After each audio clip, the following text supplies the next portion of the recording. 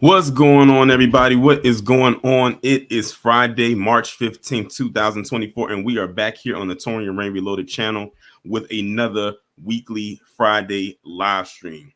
Before we go ahead and get started, let me go ahead and shout out to everybody who is here so far. Well, before I get into that, make sure y'all hit that like button. If you're new to the channel, welcome. Make sure you hit that share button. I would greatly appreciate it. Shout out to everybody over on Patreon, which, by the way, if you are on Patreon, y'all got a new video today. And I'll be quite honest with you. That video that y'all got today over on Patreon is probably one of the most darkest, extreme stories I've talked about on Patreon so far. So extreme, in fact, I wouldn't even talked about it in a live stream. It was that crazy.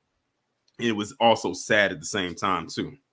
But shout out to everybody on Patreon, everybody who's a member of the channel over here, everybody who follows me on Instagram, in the Discord, on Twitter, those who send me stories, and there's quite a few of you. I definitely greatly appreciate it. It was a busy week for me, y'all. That's why y'all didn't get that many midday streams this week. I think y'all only got that one. No, I don't think y'all got any this week. Honestly, I can't remember. It was just a busy week for me, y'all. So that's why y'all didn't get any midday streams this week. But they will resume soon. Trust me. But let me go ahead now and see who is here so far in the chat. We got Hacksign KT, Retro Gemini 99, Wallow J, Jerlene H, Dimple Face, Rachel Marin, Zava Xavier, Letitia Tildog 12, Scoop 2003, Denise Scales, Kels 517, Monique 007 Spidey 2, Ice Spider, Janesta Coleman, Jerry Bedford, the My Voice channel, Demarcus Vaughn, Lana L, Don P. Ben Yehuda, and Daughter of the Most High.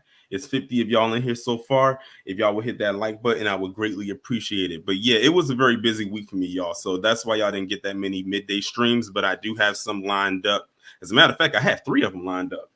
Now that I think about it, one of them y'all will be getting tomorrow, and the other 2 y'all will get sometime throughout next week.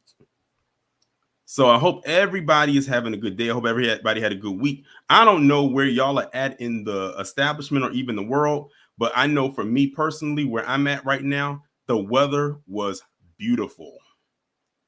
Spring, I think, is officially here. I think yesterday my car clocked 80. I had to crank that air up because I was like, I almost had to like just take my hoodie off because it was like really warm. But this is my type of weather right here. And I think maybe because I'm a spring baby, I'm a mid-spring baby because my birthday's in May. This is the type of weather that I like. I wish this weather could be like this all year round. But, you know, we got to go through all 4 seasons. So we got to go through the lows to get to the highs. But climate-wise, it was very beautiful outside. It actually still feels good outside right now. And I like that the days are longer too. This is the type of year that I like when we have longer days. I hate when it gets dark early because it throws me off because it feels like it's later than what it is. And see, for me, this is perfect because it's still light outside right now and it doesn't get dark until like about near 7 o'clock. So by the time I get ready to be done with this stream, it'll probably be completely dark. Also, I'll bring this up at the end, but tonight at 8:30 p.m. Eastern time, I will be doing a collab with Black Logic on his channel. And if y'all saw my community post, y'all saw that I shared it. If y'all haven't done so already, make sure to go ahead and hit the notification button because that is where I will be over there. So I'm going to try to get through the stream hopefully by 7 so I can have some time to wind down a little bit after doing this so I can get prepared to do that stream, which will be more than enough time because that'll be an hour and a half from that time. So that should be interesting as well. And also shout out to Tawana. She's like our, the official Torian Rain Reloaded newswoman. I mean, like I keep telling y'all, she always posts a whole bunch of stories in the Discord. If y'all are in the Discord, y'all see she be posting all the way to the wee hours in the morning. And actually, Tawana's a huge help because when it comes to me doing those illegal migrant madness type of stories, those live streams that I do called the illegal migrant madness that I just kind of off the fly started to do, it's mainly because of her. I notice whenever she posts a story pertaining to them, it may be a thing where I might do it as a pre-record. I may incorporate it in a live stream. Like there's one story today that is going to be one of those. But if not, I'll just lump it into that and then just turn it into one big live stream. That's why y'all don't see so many pre-record south of the board daring videos from me much lately, because I just said, it's so many coming in at one time. Let me just dump them all into one live stream and just and do it that way. And it seems to work because it gets a lot of engagement.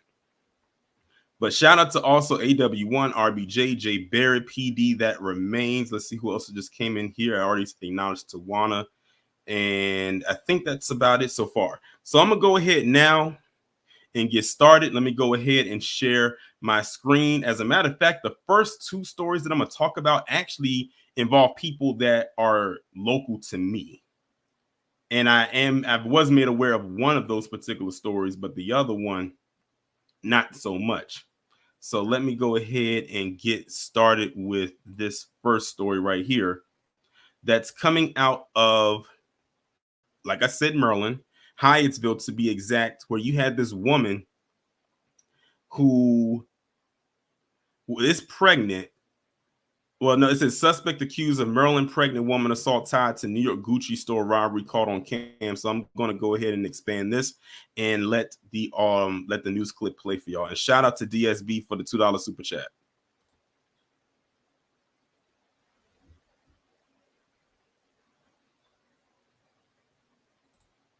And the reason why there's no sound is because this is the surveillance footage right here. So as you can see, she's the one right here.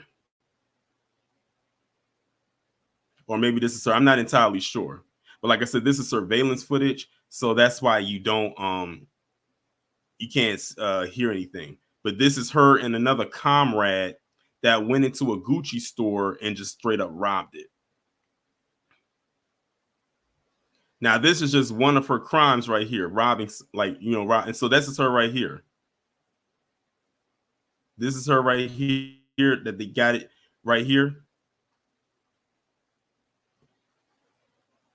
Now, the reason why people are reacting that way, because now you can see you have someone literally running out of the Gucci store, and you see the people reacting. And that's them driving off. But her name is Kerina Boykin. But it says that Kerina Boykin of Washington, D.C.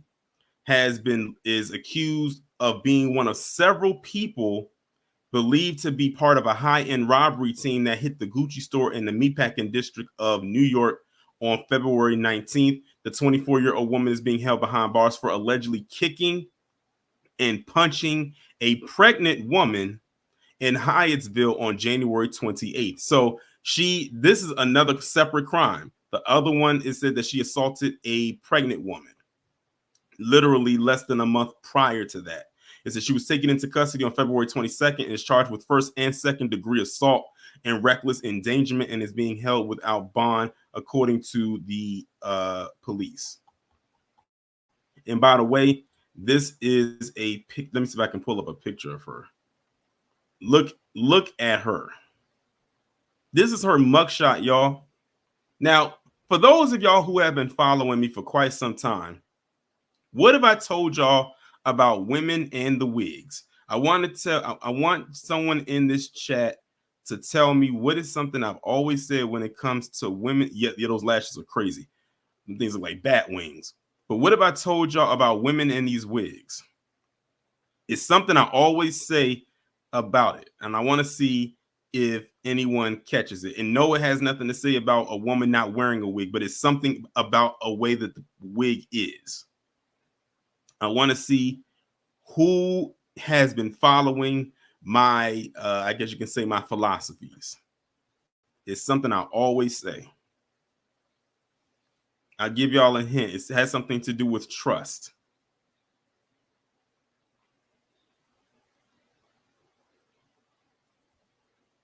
Thank you, Tawana. You get the little gold star. I always say, never trust a woman with a crooked wig. And as y'all can see, this woman's wig is lifted and lopsided. Like, look at it. That thing is not even glued down to her head or to her cap. That thing is literally one gust of wind and that wig is out of there. Exactly, dimple face. You can't trust it. You don't trust the woman wearing a crooked wig because that means her life is probably crooked too. It's nothing on the up and up about her. And in this particular case right here, you can clearly see that nothing about her is trustworthy at all. This woman assaulted a pregnant woman and robbed a Gucci store all within a month. So yeah, that is her. And that I have a feeling that whatever they can charge her with, they are definitely going to do, and they're going to throw the book at her ass, and rightfully so. So that's the first story right there. Now let's move on to the next story. Now this one is also coming out of the same state that I am in. Let me go and enlarge this right quick. And this one involves this individual whose name is Kaden Holland, but they call him Baby K, and he's 16. I'm like, first of all, you're 16 years old. You haven't been a baby since you was 2. Why are you calling yourself Baby K? But the reason why they're talking about him today is because, and why he's being charged as an adult in the crime in which he committed, is because he went on the bus and targeted somebody on that bus with the attempt to murder them. So let's go ahead and play this news clip. Hold on, y'all. I'm going to have to refresh the page.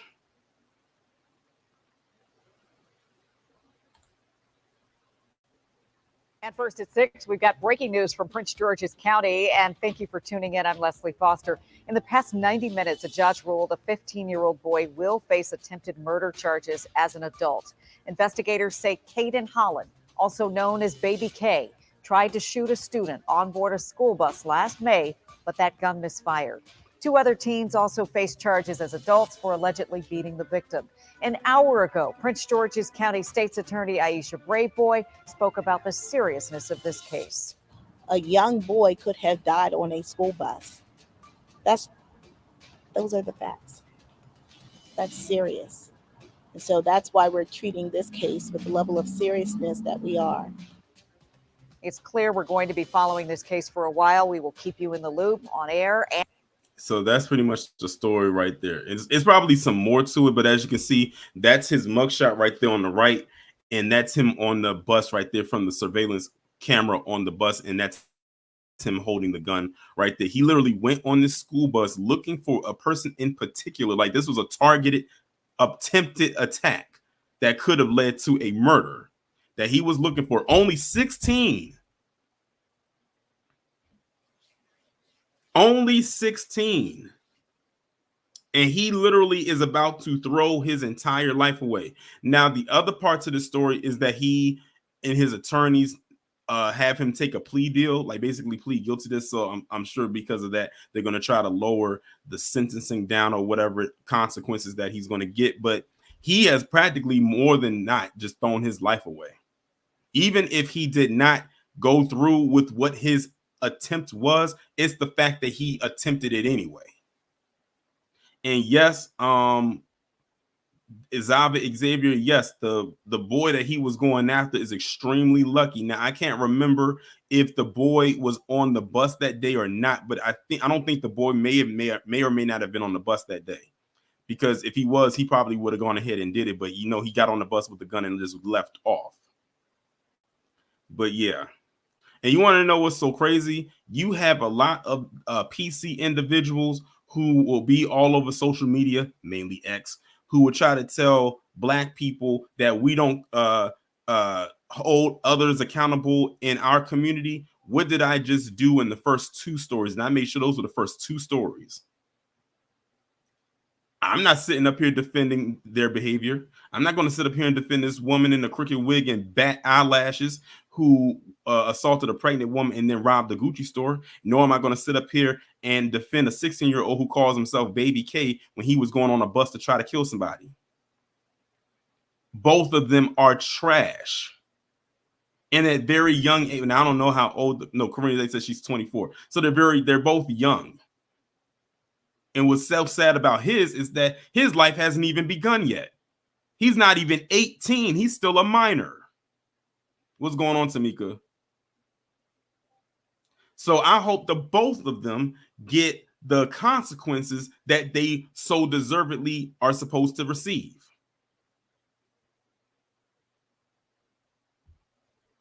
And I think somebody asked in the chat, who's raising these individuals? That's a good question. That is a very good question. But I'll remix your question from who to what. What is raising some of these kids? Because I'm some of these people out here, I can't even put the human label on them. I have to put the what label on them because I don't even think they are walking on two legs with two arms and two hands and two well, you know the things that humans have. So the only thing is now it says the judge ruled that he would be tried as an adult, and rightfully so. Let's move on to the next story. Now, this is the story right here that one of the stories that Tawana sent me that I said that if I had just wanted to put it into my illegal migrant madness live stream, I could have, because this is another one right here. Now it's coming, it's from January, but I don't know if maybe I missed it or not, but hell, it's here right now. Let's talk about it. So you got this guy right here whose name is Jose Batista, and he was arrested for grand theft auto and scheming to defraud. And of course, it's out of Florida. No disrespect to my Florida subscribers, but y'all know Florida is a hotbed for madness, especially considering who you got governing that state.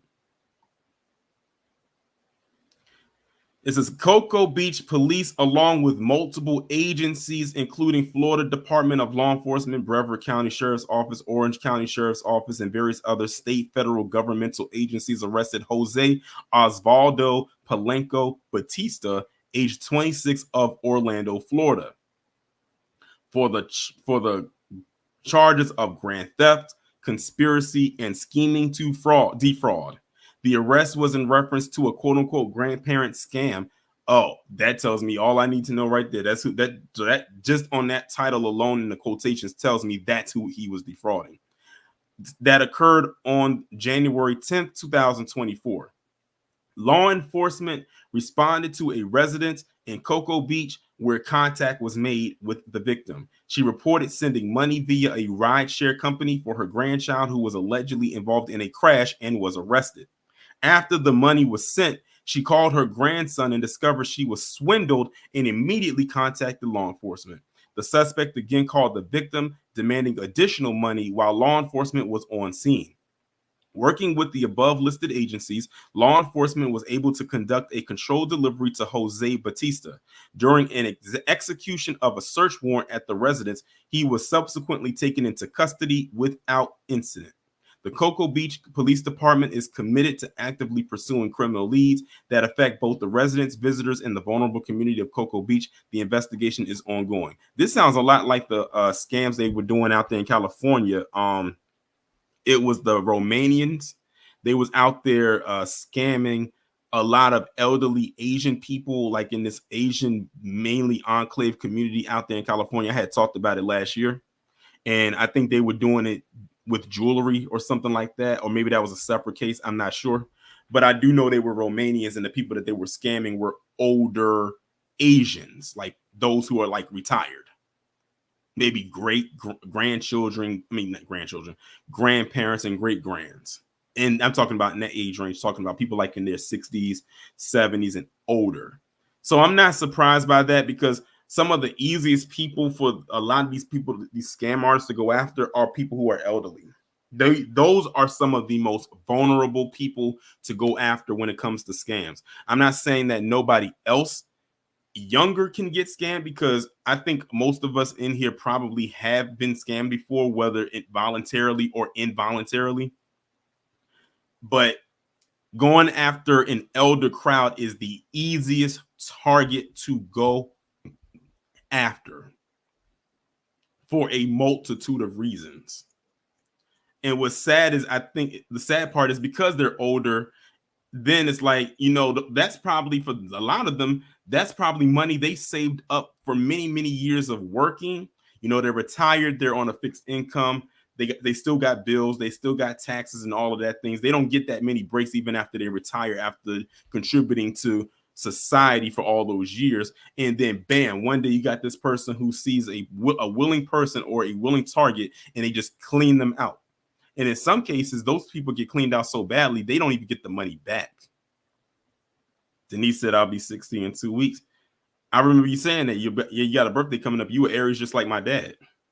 My dad's birthday is actually next week on the 21st, as a matter of fact. But happy early birthday to you. I'm sure you're going to remind me again in 2 weeks. Well, I'm saying happy early birthday now, just in case I forget. But yeah, it's really sad because of the people that get affected by this. And of course, like I said, it's usually the elderly who get affected the most because they are the ones they typically target. And they figure, oh, those are the ones that they worked all this time. They probably got a lot of money. Let's not go after people that's so young because they probably don't have it all. So let's go after them. But hopefully he gets quite a good amount of jail time. I don't know how much jail time he can get for this. And in the state he's in, I'm not entirely sure how Florida laws work when it comes to this. So let's move on to the next one. Now, here's where some of the stories start getting a little crazy. This one right here. So you have this man by the name of Sheldon Johnson. Now, if you want to talk about someone who was a glutton for punishment, look no further than this dude right here. Now, I had mentioned his name on one of Kid Gravity's streams. I think, what was it, a couple days ago? But anyway, you have this guy named Sheldon Johnson who was a guest on Joe Rogan's podcast. Now, I don't know how many times he's been on Joe Rogan's podcast. Honestly, I don't watch Joe Rogan, so I couldn't even tell you how many times he's been on there. I didn't even know who the Sheldon Johnson guy was until this story came out. But I said this story is very odd and strange, and it reeks of Jeffrey Dahmer. That should give you a hint of where this is headed. But let me read this part right here. Sheldon Johnson spent 25 years in prison for attempted murder and robbery and was a member of the Bloods gang, and he's in hot water again. I see what you wrote, Tawana, and I'm going to get to that after I read the article. In February 2024, Sheldon Johnson was a guest on Joe Rogan's podcast where he spoke openly about turning his life around. Johnson was a former member of the Bloods gang who spent 25 years in prison for attempted murder, per NBC New York. Video of Johnson on the podcast shows him wearing a shirt with the words Queen's Defenders on it. According to their website, the organization is comprised of lawyers and social workers committed to helping people in trouble understand their legal rights.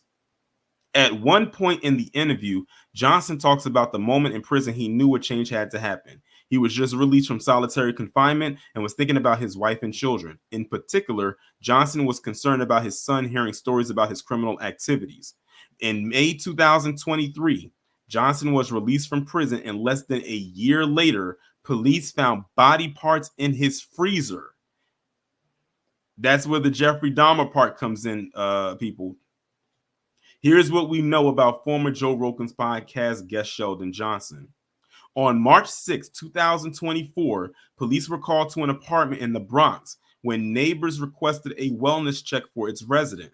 Neighbors reported hearing gunshots from the unit as well as a man pleading for his life. The man yelled, "Please don't, and I have a family." Upon arriving, police spoke with the building superintendent, who informed them that a stranger was seen coming and going from the apartment multiple times. In video footage obtained by the Post, the man in question is seen bringing cleaning supplies into the unit. At around 2 a.m., he carries in a large blue bin that he never brings back out. The video also saw the suspicious man driving the tenant's blue Audi, but he returned via an Uber, and this time he was wearing a blonde wig. The bizarre man was Johnson, and when police knocked on his door, he spoke with them at length. They even looked around the apartment and saw nothing suspicious. However, after seeing the video footage, they returned and discovered legs, arms, and a head in a freezer. Johnson was arrested and charged with murder, manslaughter, and weapon possession. Speaking exclusively with the New York Daily News, Johnson's father said he was shocked by his son's arrest. "I thought he did well in prison. He studied. I was happy he got out of jail. I thought he was reformed," Johnson Sr. told the outlet. He was assured by his son that everything was going well in his life, which is why Johnson Sr. couldn't believe Johnson would throw it all away. During Joe Rogan's podcast, Johnson discussed the fact that his father was incarcerated when he was a young boy. I'm also a product of intergenerational incarceration, he shared with Rogan. Apart from his father, Johnson's grandfather was incarcerated and his great-grandfather was enslaved. Johnson's father told the Daily News that he wasn't around much when his son was growing up, but he believed he was a good kid.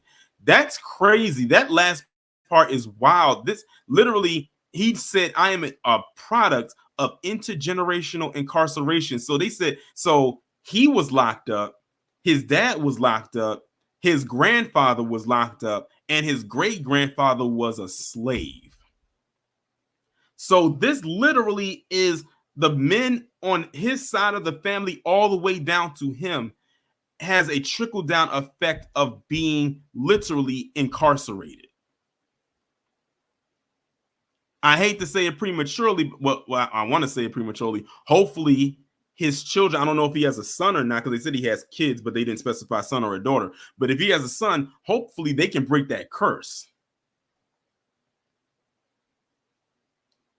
But that is insane. You imagine you spent 25 years in jail for attempted murder, only to about a year later end up going right back to jail for what looks like, to me, what could, for him anyway, could be actual murder. Guess what? They find him guilty of this. He ain't getting out. They're going to keep him there forever, for the rest of his life.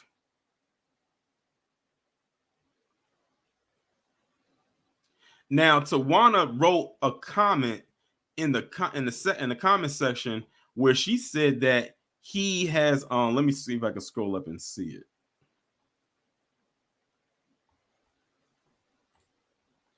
Tawana said that he was given bail but has since disappeared. Why did they give him bail? That, in my opinion, is not someone that you give bail to. That's someone you hold without bond. Or that he disappeared. That could mean a number of things, y'all. That number one could be he's on the run. Or two, somebody got to him.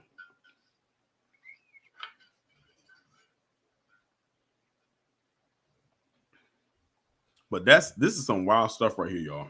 This is some wild stuff. In the words of some of the people I listen to on here, that's some nasty work. But that's crazy. Like, this is a wild story right here. That's why I said don't put anything past anybody. A lot of the people you think might come off one way can turn around and just be complete and utter nightmares, like this guy right here. One would think, again, someone turned their life around and you turn around and you do this. I'm sure this will definitely way worse. It's one thing if you take somebody out, like, take somebody out, that's bad enough as it is, but in the vein that he did it in,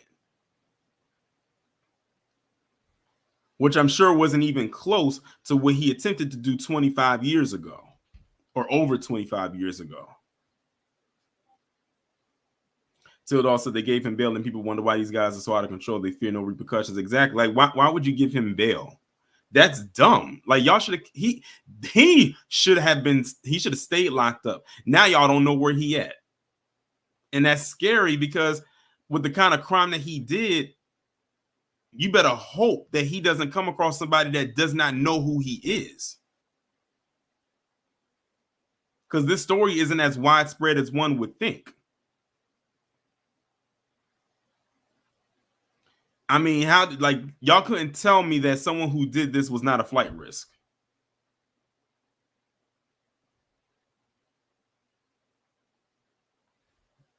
Man, like this so-called system of ours is a joke. Many, many times it is a joke. And this one right here is a big one. It's a big joke. But hopefully they find him. And if they do, we'll probably most likely do an update on it.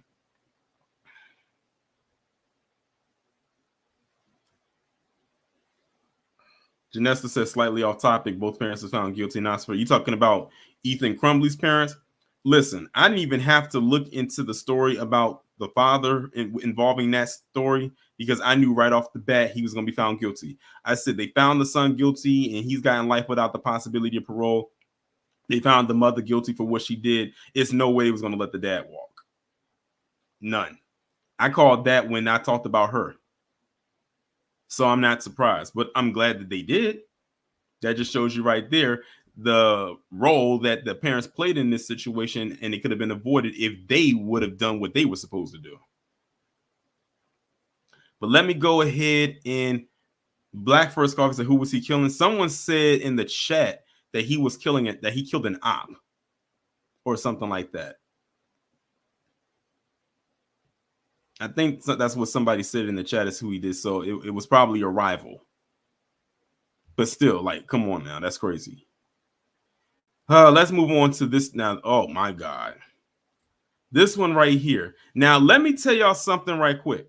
I done warned people so many times over the years that this was going to happen. Hold on. Let me pause it right quick. I want y'all to hear me when I read this. Hear me. Say what? Scholars say that society, now this is what quote unquote scholars are saying, that society should accept the P word as a sexual orientation. We are talking about biology. We are talking about a sexual orientation, something we cannot change. Now, that's just me reading the top caption. There's a video that goes with this. PD remains, you're right in my head. Maps all over again. Who can tell me in the chat what does MAP stand for? It's an acronym. Someone in the chat tell me what does MAP, well, PD remains probably knows what it is because they put it. But someone in the chat tell me what does MAPS stand for?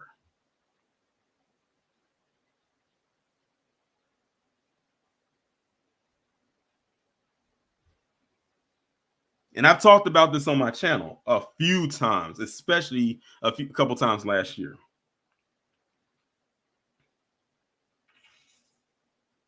And I'm not near my phone right now, but I heard the chime from the Cash App. So shout out to whoever it was that sent me the Cash App.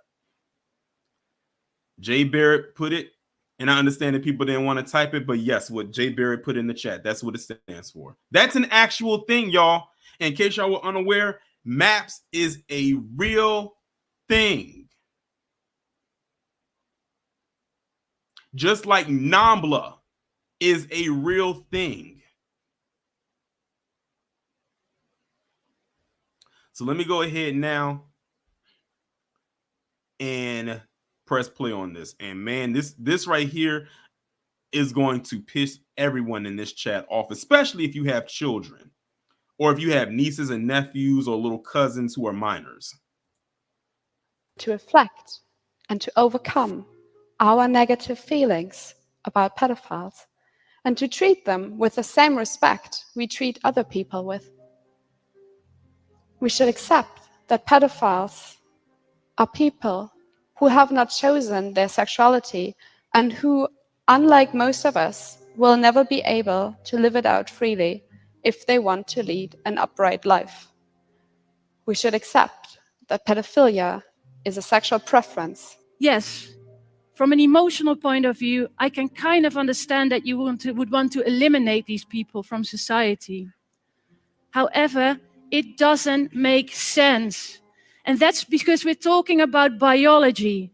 We're talking about a sexual orientation, something that we simply cannot change.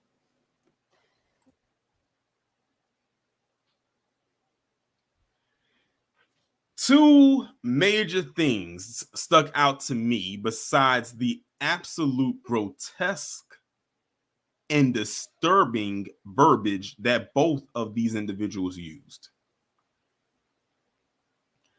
Who in the chat can tell me the two things that stuck out to me? And it probably stuck out to you. I want y'all to tell me What stuck out to you besides what they said? That right there, enough is enough to make you want to go take a shower.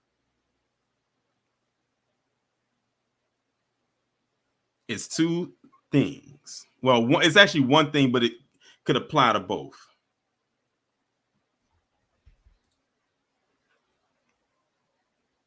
Wallow J, I'm not sure if I pronounced your name correctly. You got part of it right, but Wallow J took it to the point where I wanted it to be.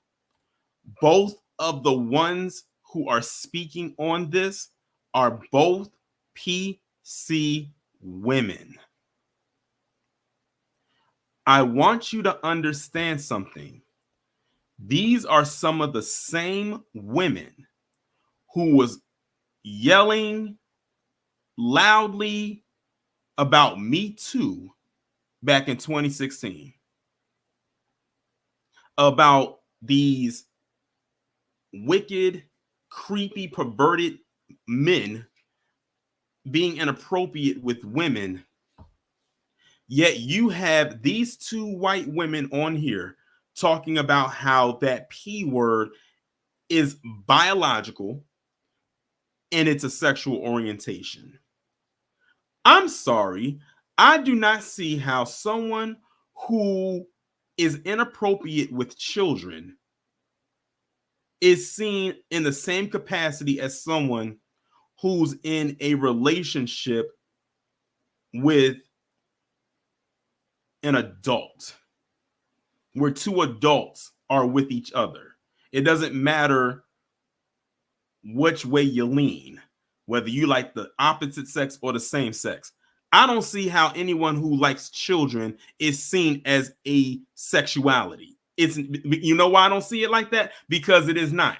Shout out to Scoop 2003 for the $5 super chat. He says, maybe in them caves it was fine to them, but we ain't accepting a damn thing. Y'all are sick. And by y'all, they talking about them on the screen.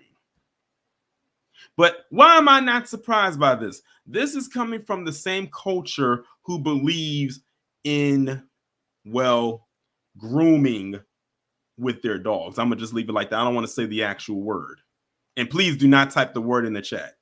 Please do not type the word in the chat. And when you listen to how they're talking and they use that music in the background, they're trying to make it sound so soothing and they're saying it so casually. That's the scary part, y'all. They're saying it so casually and in a tone that doesn't come off as for them to be shocking, which means they probably peddled this crap through to so many people. They probably gone on tours because it looks like they're speaking to a crowd of people. And nobody in that room got up and walked out. In my opinion, that means they are complicit with it.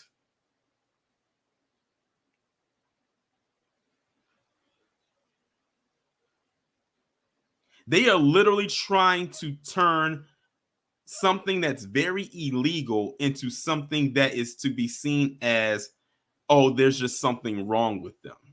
And I told people this several times. This is where they are headed with this. This is where they want to go. I think it is something so sick and depraved when a person, whether it's a grown man or a grown woman, because the women aren't exempt either. I'm telling y'all right now, if y'all, for those who are subscribed to my Patreon, this kind of stuff right here is some of the main focal topic points over there, which is why I can't talk about them over here. It is something very sick and depraved when a grown man or a grown woman, and it doesn't matter what your background is or your ethnicity, that's thrown out the window, finds something enticing about a child. And for them to sit up there and try to rationalize it as a sexuality or it's just biology, no. It's depravity. It is very cave-like behavior. That lets me know how these women get down. They need to go and see what they can find on their hard drive.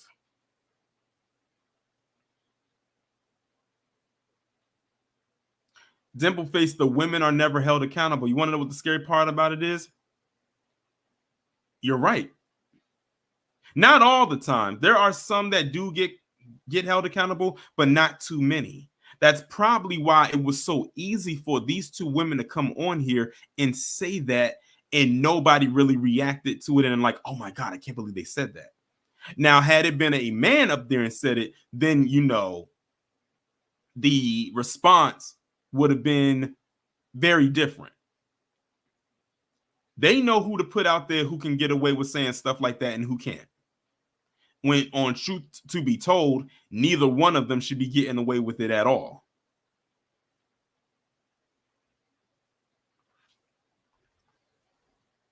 But I'm just telling you right now, they are trying to make this legal. But all I'm going to say is this, legal or not, you better protect the hell out of your children no matter what. No matter what consequences you may end up facing. But the fact that they want to move into a direction where they give some of the most perverted acts protection is absolutely disturbing, to say the least. And notice a lot of the people who be pushing stuff like this don't have kids. Thank God if that is the case. Because can you imagine what they would do to their own children?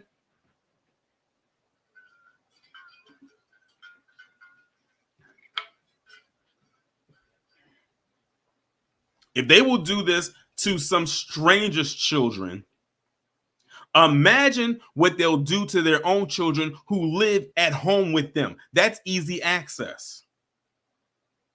They don't have to go far to look.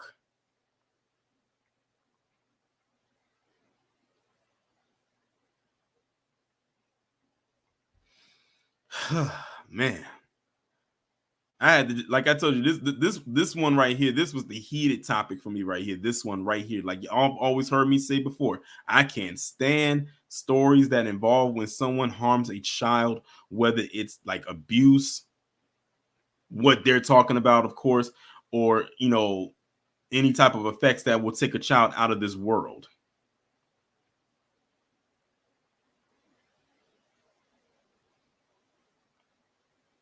Miss Renee, you got a point. You said, yeah, but some of those white people adopt black children to abuse them, and that is the truth.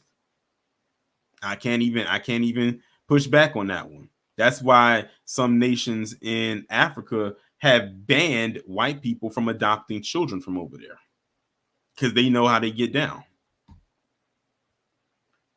But anyway, y'all, let's move on to the next story. And that's this Jalen Green, Drea Michelle stuff. So this is, I guess you can say, the little bit of, I guess you can say, celebrity part that I wanted to incorporate in here. But it's a reason why I wanted to talk about this, because this, all I'm going to say is this: don't be Jalen Green. To the guys out there, don't be Jalen Green. If y'all have sons out there, no matter what their age is, well, especially if they're at that age when they're starting to feel, you know, active, if y'all know what I mean, tell them, and you know, and they are going places, have a separate talk with them about this situation, because this is just absolutely insane. But maybe these two deserve each other, because it's just wild to me how you put yourself in this situation. So in case y'all are unaware, Drea, well, first off, let me give you a little rundown. Drea Michelle is a quote-unquote reality star. She comes from like that Basketball Wives arena, so to speak. And she's 39 years old. She's almost 40. I think she'll be turning 40 this year. And she ended up getting pregnant, and I think she's due in May. And the person that she got pregnant by is Jalen Green. Now, this is Drea right here on the right, and this is Jalen Green on the left. Now, Jalen Green is a basketball player. He plays for the Houston Rockets. He's only 22 years old. He's only 22. So she's 40 and he's 22. And he got her pregnant. Now, Drea has been known to be around the block as well as spin it a few times. And let me put something else into that perspective for y'all too. Drea has 2 sons already. Her youngest son is 7. Her oldest son, hang on to your seats right quick if y'all are unaware, is 21.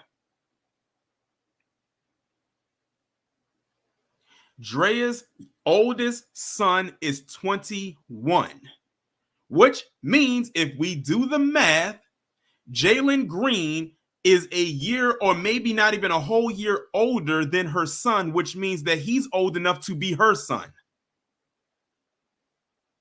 Drea was 18 when she had her first child. She was in her 30s when she had her second child.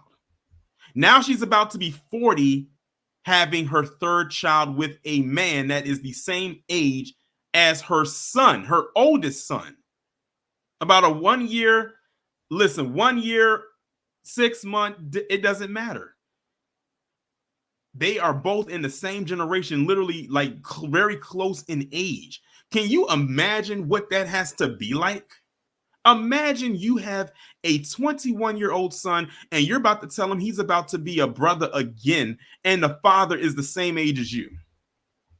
Shout out to Scoop 2003 for the $5 super chat. He said he done stepped into something he don't understand, but she do. Oh, she definitely does. Because let me tell you something else.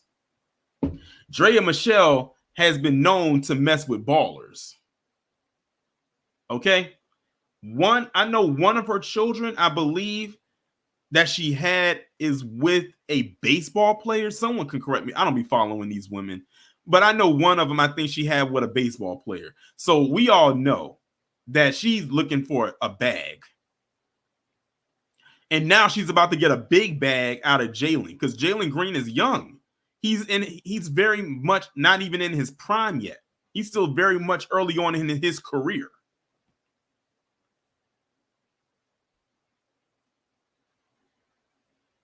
Exactly, RB. She got the bag again.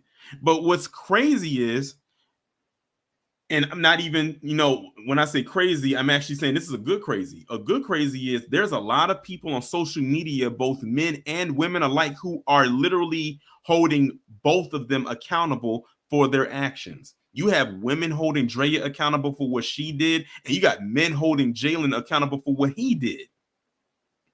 They basically have been calling Drea Michelle everything but a child of God. I've heard people call her a groomer. People call her a predator. You said a football player, a baller. It is what it is. This person got millions of dollars in the bank and a multi-million-dollar contract. So I applaud the men and the women that's holding her accountable. It's even got to the point where now she's talking about, oh, this is stressing me out. No, what it is that she's upset because people aren't congratulating her like that.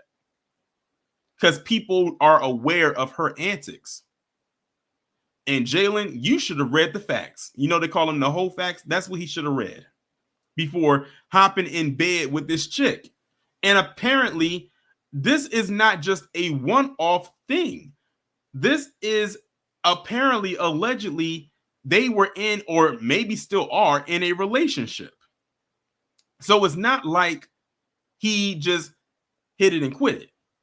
No, he's literally attached to her, not just because of the child, but apparently they're also in, or was in, a relationship because there were pictures of them walking around very close, holding hands. And when you do that, that's a signifier that, okay, clearly they're in a relationship.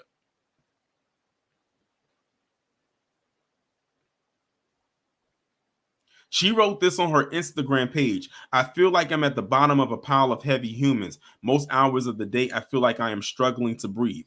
And people are like, oh, like, who cares? Because people know her game. She knows the game too, but she wants people to feel bad for her. But she's upset because nobody's feeling bad for her.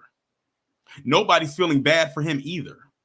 So they're both catching the slings and arrows. But if you want to know what's even more crazy than what I just brought to your attention, let me scroll down a little bit more.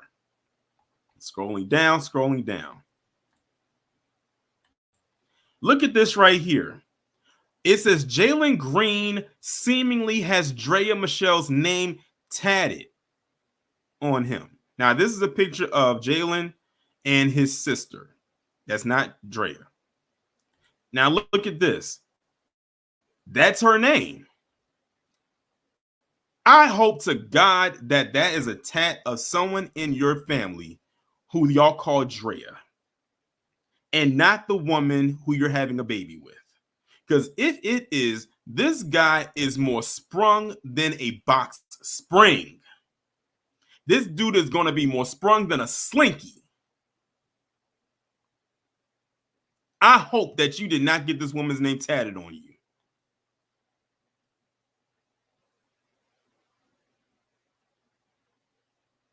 Because what? Are you kidding me? I'm reading y'all comments in the chat. I can't catch all of them, but y'all are pretty much saying the same things that are running through my head right now. This guy is out of control. I hope that there's another Drea in your family, like a cousin or something like that, and not this chick right here that I'm circling my cursor around. That is wild to me. Now, what's going to end up happening if y'all, like I said, if someone's tatting your name on you, that means that y'all, that wasn't just a one-time thing. Y'all are, well, even then, most people who even married wouldn't even get their spouse's name tatted on them. But you're not even married to this woman. You just knocked her up, and God only knows why. And you have her name tatted on you? Wow. Wow. All I'm going to say is this. He has possibly ruined, well, in this day and age, anything is possible, but in a perfect world, he would have possibly ruined any type of upcoming relationship he could have had with a woman, say, around his age.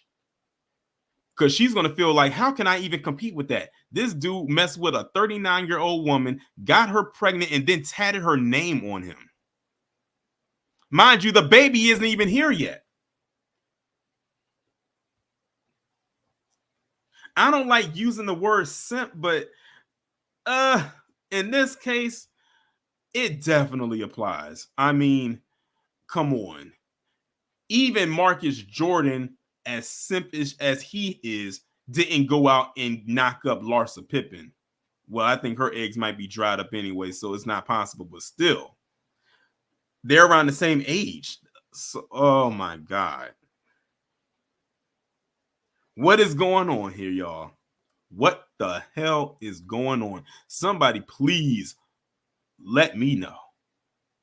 This is so wild to me. But like I said, that's why I had to start that first part off with, to all the ladies out there, or to all the parents out there, period. If y'all have sons, please let them know of the warnings and the danger signs, and don't tell them to be like Jalen Green, at least not in his personal life. My God, all this woman saw was a bag. And that's exactly what she's about to get for the next 18 years. And on top of that, she's already receiving another bag off of another kid. So this woman about to double up or quadruple up. I don't know.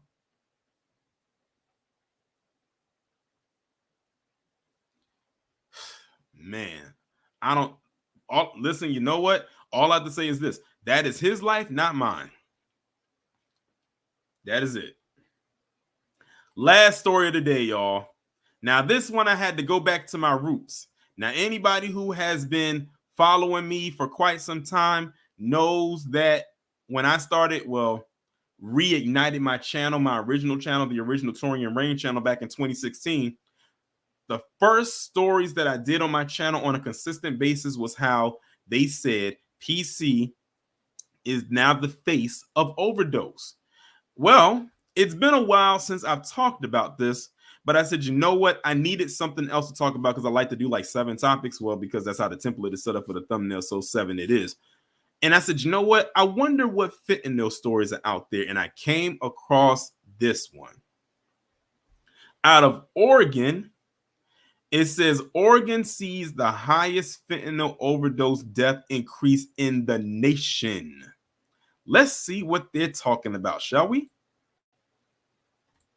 Numbers this morning, as we've learned, overdose deaths in Oregon are rising faster than anywhere else in the country. That's according to new data from the CDC. Fox Drew Reeves is in studio this morning with more on these alarming statistics. Good morning. Good morning. Yeah, Oregon has seen a huge increase in overdose deaths since before the pandemic and even just in the last year. So the data shows that between 2022 and 2023, there was a 41% increase in overdose deaths in Oregon. The report also says that Oregon's fentanyl overdose rate has grown 1,500% since before the pandemic. The CDC says that while every state has reported increased deaths from fentanyl, Oregon ranks the highest, followed by Oklahoma. Washington came in 4th. Lawmakers across the state are responding to the report. Democratic Senate Majority Leader Kate Lieber issued a statement saying it is clear that Oregon's current approach to the drug crisis is not working, and we know that the war on drugs didn't work either. Our goal is to put politics aside so we can chart a new course to a safer, healthier Oregon together. And House Republican leader Jeff Helfrich also issued a statement saying a 1,500% increase in overdoses is the direct result of Oregon enabling drug use with Measure 110. People will keep dying at nation-leading rates as long as this failed policy remains in place. And last year, a ballot measure was filed to make changes to Measure 110. The group that filed that measure says some of the changes they want to make includes banning open-air drug use, replacing voluntary addiction treatment with required addiction treatment, and making the possession of lethal drugs a crime. Late last month, Portland City officials also declared a 90 state of emergency to address the fentanyl crisis. All right, so y'all hear that right there, and that is coming out of Oregon. And by the way, this was actually posted up on February 19th, so almost a month ago. So they said they've been dealing with this opioid plague. Oh, it feels so good to say that again. They've been dealing with this opioid plague since before the pandemic. And remember, when the pandemic hit, they lost access, if they even had access, to those safe injection sites that they allowed them to go to and literally shoot up in a safe way. They had people there. They had the Narcan there. Like, they was giving them the red carpet treatment while riding the fentanyl expressway, or the fentanyl freeway, I should call it. I said, if only Black people were given that same treatment back in the late 80s and early 90s, you know? But, you know, what can you do? We didn't even get PSAs like they did. So they said they are still dealing with this right now. And I thought it was so interesting that when they tried to get 45 when he was in office, they tried to get him to recognize this as a, how can I put it, a national emergency crisis. And he flat out, basically, in so many words, said, no, we are not going to acknowledge this as a crisis or whatever. He basically just said, let them just OD and fade into obscurity, like just like kind of wither away. And that's exactly what ended up happening. Yeah, like I said, for those of y'all who have been following me since 2016, knows that that was a huge, talking about this was a huge part of my channel's growth, because hardly nobody else was talking about it. Because I was sitting and saying to myself, what can I talk about? And then that story just kind of fell into my lap. This was back when I didn't even have 1,000 subscribers and I needed something to talk about. And I said, let me go ahead and hammer this out. And then that's how people started to find me. So for those of y'all who came later and didn't see me talk about this as much, y'all just got an introduction of the foundation of my channel. Not this one, but my original one. That's how people started finding me. And the thing is, I used to get sent so many opioid-based stories, shout out to Lisa Cabrera, often, to the point where that's where a lot of people thought that was my channel's, like the base of my channel. And then I started to branch out a little bit more while still sprinkling in these topics about this subject matter, because mainstream media wasn't going to talk about it, at least not in the way that it should have been told. And they're still not talking about it. 2016. That was the year that I came across the article that would change the entire trajectory of my YouTube channel. And the title read, "White people are now the face of drug overdoses." And the rest was history. Notice all the other places that they mentioned in this news clip. Washington, Oklahoma, all places that has a predominantly PC population. And it doesn't matter if they live in a Democratic state or a Republican state. Ethnicity wise, they're mainly white people. And those are the ones that's mainly affected by it. Notice that they don't really like to post images of them. They'll post the pictures of those pills, but they won't put up a face to it as well. That's why whenever they talk about fentanyl and opioids and stuff, and they put up a picture of a black person, I say, yeah, they capping over there.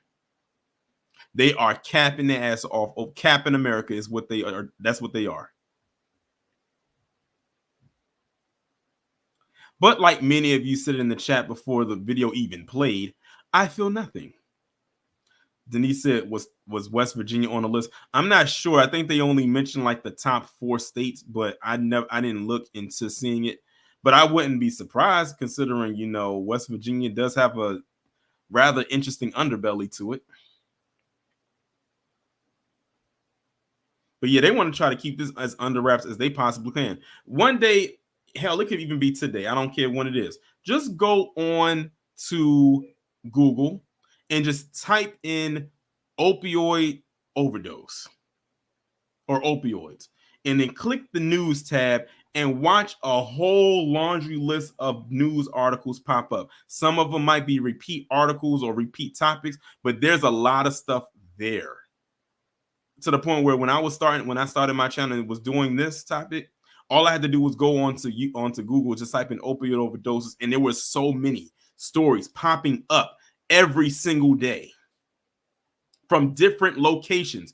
In Ohio was the main state that popped up the most when it came to it.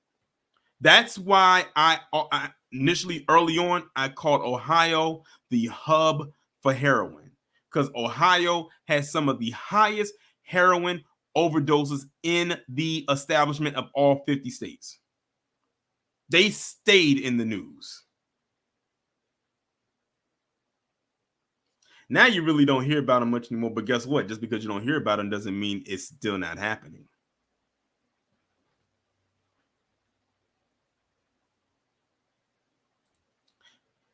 Before we get up out of here, family, I want y'all to pay attention to this. I'm going to post this link right here in the chat. Tonight on the Black Logic channel, which is this one right here, shout out to Black Logic, I will be on his channel. And right there, you can kind of see what we're going to be talking about. It says Justice for Victims of Sanctuary Cities Act, Illegal Immigration Unhinged, featuring myself, Torian Rain Reloaded. So I posted the link right there in the chat. Make sure y'all go ahead and have that notification turned on because Black Logic and myself will be collabing on his channel to be talking about a different array of topics. Of course, this one being one of the main ones. And, you know, as you all know, I've been talking about this for quite some time now. So be sure to go ahead and do that for me. And I will definitely see y'all over there when that stream begins. But with that being said, everybody, I'm going to go ahead and bring this stream to a close. I'm glad I was able to get this knocked out in about an hour, a little over an hour. Shout out to everybody who came through for the live stream this week. I greatly appreciate it. Like I said, I will be getting back into the midday live stream starting tomorrow because I have a topic to talk about tomorrow midday. But before we get out of here, shout out to DSB Scoop 2003 for the super chat, and shout out to the individual who sent me the Cash App. Like I said, I can't get to my phone right now, but I did hear the chime. So shout out to you. Again, shout out to everybody on Patreon, the members, Instagram, Twitter, Discord, all of that good stuff. I will be back on here tomorrow at 11 a.m. to do the premiere for my Imaginary movie review. And I'll go ahead and tell y'all right now, the 12 the midday 12 live stream is going to be a triple P live, but it's going to be a double header, y'all. It's going to be a triple P on Don Lemon and CJ Pearson. So I know y'all going to be excited about that. Some of y'all probably like, oh, damn, I hope my schedule is clear because I might want to call in. So yes, the midday stream tomorrow will be a triple P on Don Lemon. You know that him getting his show canned from X after that interview he did with Elon Musk, and CJ Pearson losing badly in that runoff for that Senate seat or that Congress seat or whatever seat that was down there in Georgia. So be sure to be here tomorrow for that, and we will go from there. With that being said, see y'all over on the Black Logic channel at 8:30 p.m. Be safe, be one.